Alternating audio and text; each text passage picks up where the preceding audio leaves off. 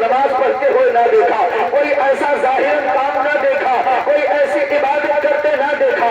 موسیٰ کلیم جب شام کا وقت قریب آیا، دکان بند کرنے لگا، موسیٰ کلیم اللہ سے گفتگو ہونے لگی کہ موسیٰ کلیم اللہ نے کہا میں مسافر ہوں، آج قیام کرنا چاہتا ہوں، اگر آپ اجازت دیں تو آپ کے ساتھ چلو۔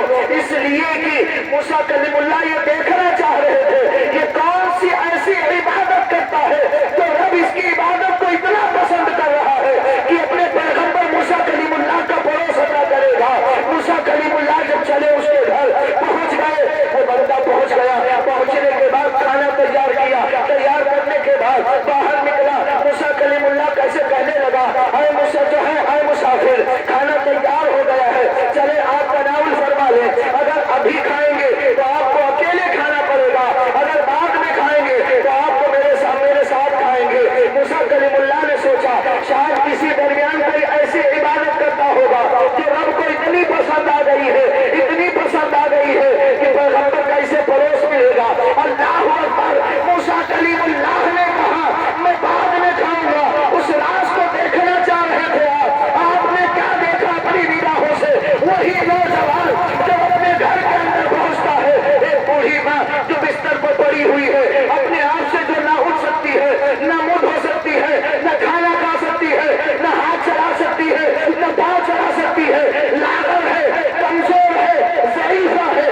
موسیٰ کلیم اللہ کا پڑوسی جو جنت میں ہونے والا تھا اور وہ پہنچ گیا، وہی بکر قصاب گوشت فروخت کرنے والا، اور پہنچنے کے بعد پانی لیا، ماں کو اٹھا کر اپنے سہارے پر بٹھایا، اور بٹھانے کے بعد ماں کے چہرے کو دھویا، ماں کے منہ کو صاف کیا، پہنچنے کے بعد اب روٹی کا ٹکڑا توڑتا ہے، اور توڑنے کے بعد سالن میں شوربے میں ڈبوتا ہے، پھر اپنے منہ میں رکھ کے چباتا ہے، اور چبانے کے بعد ماں کے منہ میں رکھتا ہے۔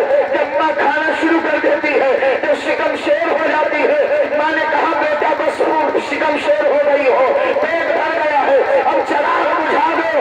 میں نے کہا چراغ بجھا دو۔ موسیٰ کلیم اللہ دیکھ رہے ہیں سارے منظر کو۔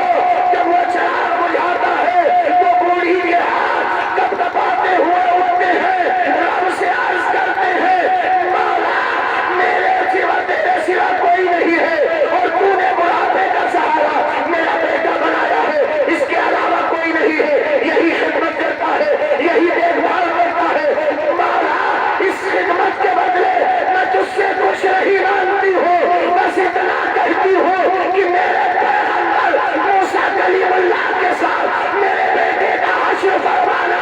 اتنا کہنا تھا کہ موسیٰ کلیم اللہ نے کہا جب ماں کی دعاؤں کا یہ عالم ہے تو رسول اللہ کی دعاؤں کا عالم کیا ہوگا؟ سبحان اللہ، سبحان اللہ۔ رسول اللہ کی دعاؤں کا عالم کیا ہوگا؟ میرے ملت کے نوجوانوں، دامن مصطفیٰ سے جو لکھتا وہ جگانا ہو گیا، جس کے حضور ہو گئے اس کا زمانہ ہو گیا۔ بیٹھ نہیں پڑے گی، اپنا رشتہ اپنے محبوب سے حضور سرور کونو مکہ سے جوڑ لو، ان سے سچی پکی محبت کرو، اس دل کو حضور کا مدینہ بناؤ۔ شب برات کی رات ہے، شب کے معنی رات ہے، برات کے معنی چھٹکارا پانے کے، بچنے کے۔ تو یہ رات عیش و آرام عشرت سے گزارنے کی نہیں ہے، گناہوں سے چھٹکارا پانے کی رات ہے، گناہوں سے توبہ و استغفار کرنے کی رات ہے۔ شب برات صرف حلوہ پوری کھانے کی رات نہیں ہے، مٹن چکن قورمہ کھانے کی رات نہیں ہے۔ یہ رات تو صرف ہم نے بنا دیا ہے ان ساری چیزوں کو کھانے پینے کی، مگر حقیقت میں جو اس کا معنی ہے اور جو حقیقت ہے وہ یہ ہے، یہ رات رب سے معافی کی رات ہے، گناہوں سے بچنے کی رات ہے، گناہوں سے توبہ کرنے کی رات ہے، ایک اچھا سچا پکا مسلمان بن کر زندگی بسر کرنے کی رات ہے۔ اس لیے آؤ اپنے پروردگار کی بارگاہ میں جھکو، رب سے اپنا واسطہ جو ہے رب وحدہ لا شریک سے توبہ و استغفار کرو۔ اگر صدق دل سے ہم توبہ کریں گے تو ضرور ہمارا رب راضی ہوگا، اور رب اسی وقت راضی ہوگا جب ہمارے والدین ناراض نہیں ہوں گے، راضی ہوں گے۔ اس لیے جن کے والدین حیات ہیں آج ہی یہاں سے اٹھنا اور اپنے ان کے ہاتھوں کو بوسہ دے کر اپنے سر پہ رکھنا، ماں کے قدموں کو چومنا۔ انشاءاللہ یہ میرا ایمان کہتا ہے کہ ان کے دل سے جو دعا نکلے گی وہ دعا باب اجابت سے ٹکرائے گی اور قبولیت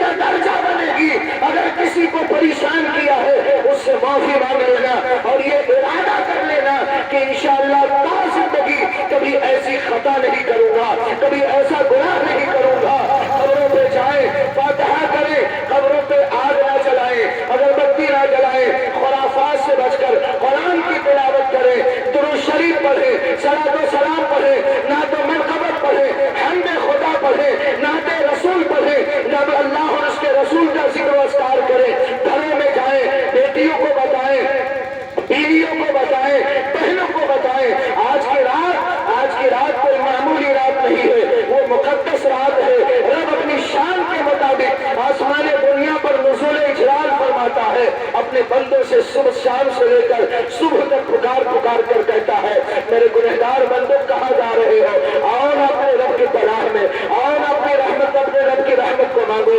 ہم سب رب کی بارگاہ میں دعا کرتے ہیں مولا جانے انجانے اگر ہم نے کسی کو کوئی تکلیف پہنچائی ہے، گناہ ہوئے ہیں اور ہوئے ہیں گناہ مولا، مگر تیری رحمت سے زیادہ ہمارے گناہ نہیں ہے، تیری رحمت کا واسطہ ہے، اس رحمت کا واسطہ ہے جس کے لیے تو نے قرآن کے 17ویں پارے میں ارشاد فرمایا ہے وَمَا أَرْسَلْنَاكَ إِلَّا رَحْمَةً لِلْعَالَمِينَ، اے محبوب ہم نے آپ کو سارے جہان کے لیے رحمت بنا کر بھیجا ہے۔ اس رحمت للعالمین کا واسطہ ہے، ان کے نالین مبارک کا واسطہ ہے، ان کی بیٹی پاک سیدہ طیبہ خاتون جنت کی چادر تطہیر کا واسطہ ہے، حسنین کریمین کا واسطہ ہے، علی اصغر کا واسطہ ہے، علی اکبر کا واسطہ ہے، امام سجاد نام زین العابدین کا واسطہ ہے، امام باقر کا واسطہ ہے۔ مولا ہم سب تیری بارگاہ میں صدق دل سے توبہ کرتے ہیں، سارے مل کے پڑھیں استغفر اللہ ربی من کل ذنب واتوب الیہ، استغفر اللہ ربی من کل ذنب واتوب الیہ، استغفر اللہ ربی من کل ذنب واتوب الیہ، اشہد ان لا الہ الا اللہ وحدہ لا شریک لہ واشہد ان محمدا عبدہ ورسولہ۔ پڑھیں بلند آواز سے لا الہ الا اللہ، لا الہ الا اللہ، لا الہ الا اللہ محمد رسول اللہ صلی اللہ تعالی علیہ وسلم۔ شاد رہیں، آباد رہیں، مولا سب کو سلامت رکھے، سب کے گھروں میں برکت عطا فرمائے۔